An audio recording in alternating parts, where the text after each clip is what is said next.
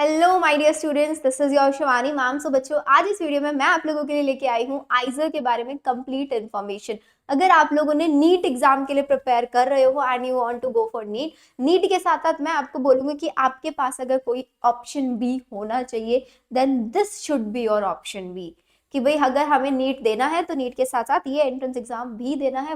बहुत अच्छा entrance exam है। आप देख सकते हैं इसके अंदर कौन कौन से आइजर आते हैं। सबसे पहले आपके यहाँ पे आइजर तिरुपति आता है, देन इसके बाद आइजर भोपाल आता है, देन उसके बाद आइजर तिरुपति। सबसे अच्छी चीज पता है यहाँ पे क्या है? इसका इंफ्रास्ट्रक्चर। अगर आप यहाँ पे देखेंगे ना, यहाँ के हॉस्टल्स, यहाँ के कॉलेजेस, यहाँ पे आपको वो फैसिलिटीज प्रोवाइड कराई जाती है जो कि किसी भी एक अब्रॉड के यूनिवर्सिटी के अंदर जो आपको फैसिलिटीज मिलती हैं, आपको बेस्ट रिसर्च फैसिलिटीज यहाँ पे प्रोवाइड कराए जाएंगे।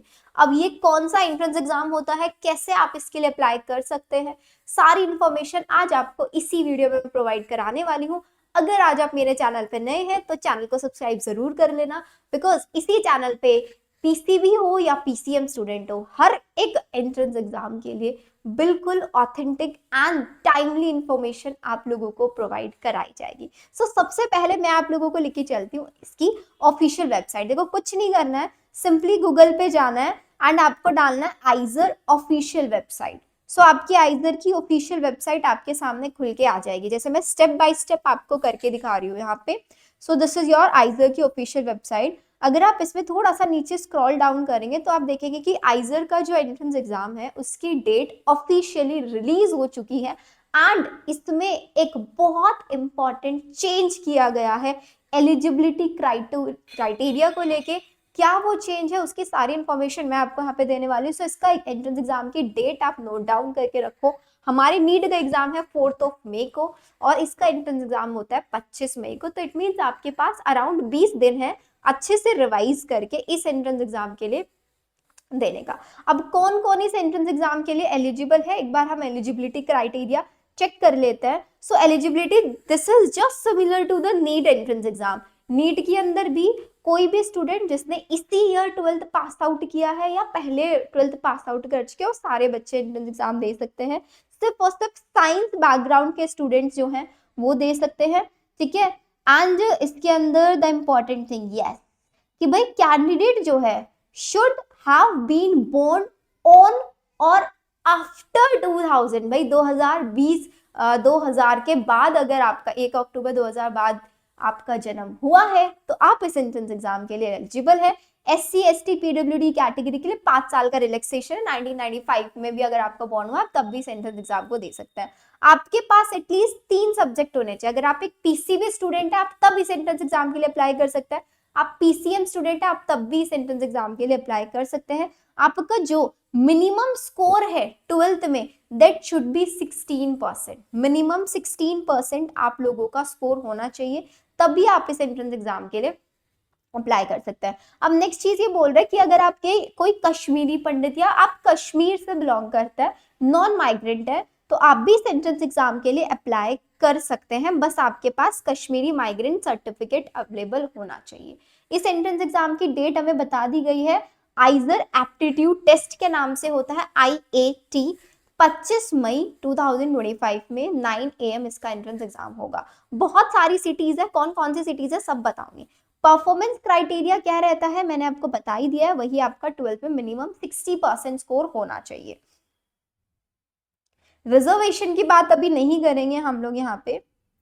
This is your eligibility criteria जो आपको ध्यान रखना है। अब बात कर लेते हैं एलिजिबिलिटी, तो हमको मैम समझ में आ गया, एक बार हमें सीट्स बता दो कि यहाँ पे सीट्स कितनी है। तो आप आइजर की जो भी मैंने जितनी भी मैंने आपको बताया, आइजर आपका Berhampur, IISER Bhopal, IISER Kolkata, IISER Mohali, Pune, Tirupati and आपका तिरुवनंतपुरम, इनके अंदर से आप क्या कर सकते हैं, आप BSMS प्रोग्राम कर सकते हैं। जिसको नहीं पता है वो समझ लो, BSMS एक इंटीग्रेटेड प्रोग्राम होता है जिसके अंदर आप BSc MSc कंबाइन कर सकते हैं। जैसे कि आप लोगों ने सुना होगा कि पहले बच्चे क्या करते हैं, CUT का एंट्रेंस एग्जाम देते हैं। जो बच्चे नीट नहीं क्वालिफाई करते हो, CUT के थ्रू DU से या किसी सेंट्रल यूनिवर्सिटी से पहले बैचलर्स डिग्री करते हैं, BSc करते हैं।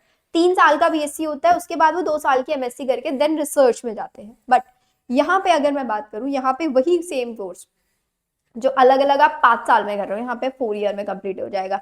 इंटीग्रेटेड होगा, प्लस यहाँ पे आपको बेस्ट फैसिलिटीज के साथ रिसर्च कराई जाएगी और मैक्सिमम बच्चे 85% स्टूडेंट आइजर से बीएसएमएस करने के बाद पीएचडी करने जाते हैं अब्रोड की कंट्रीज में।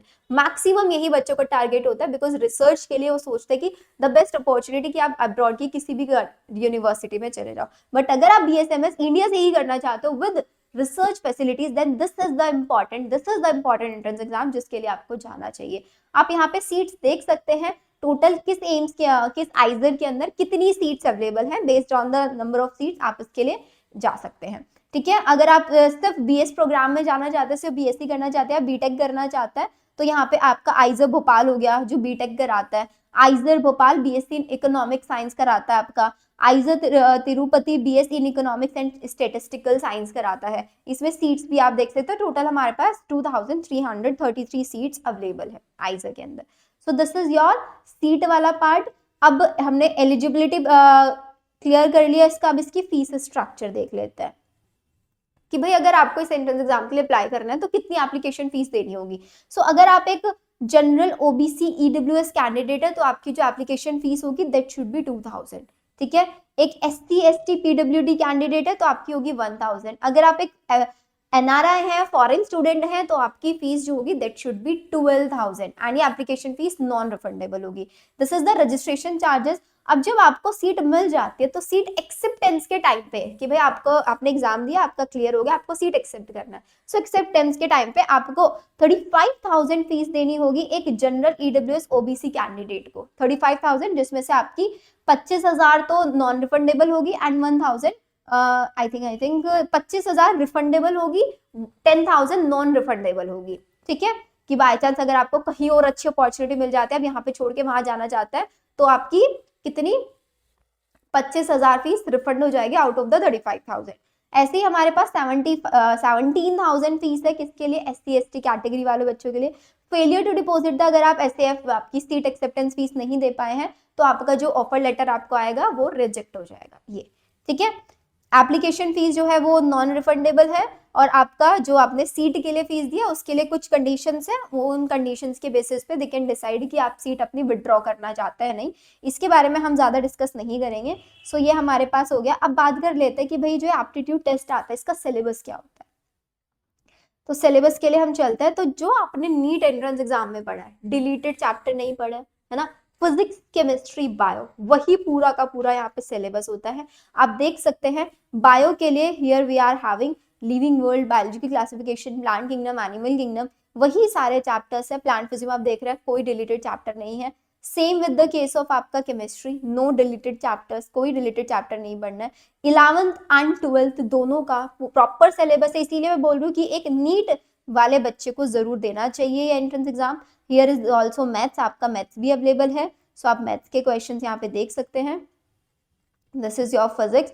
तो आई थिंक आप लोगों के सिलेबस को लेके आप अवेयर है काफी हद तक। आप एक बार इस पीडीएफ को देख भी सकते हैं, मैंने आपको बता दिया कि आप कैसे ऑफिशियल वेबसाइट पे जाके इस चीज को चेक कर सकते हैं। अब हम चलते हैं वापस, ये हमारा सिलेबस हो गया, शेड्यूल एंड फीस हमने लोगों ने देख लिया। अब इसका नोटिस देख लेते हैं, हमारे पास कोई रिसेंट नोटिस है क्या।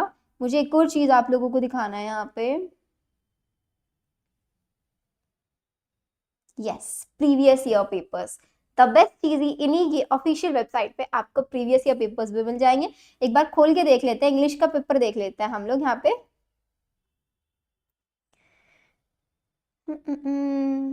खुल जाए भाई, खुल जाओ।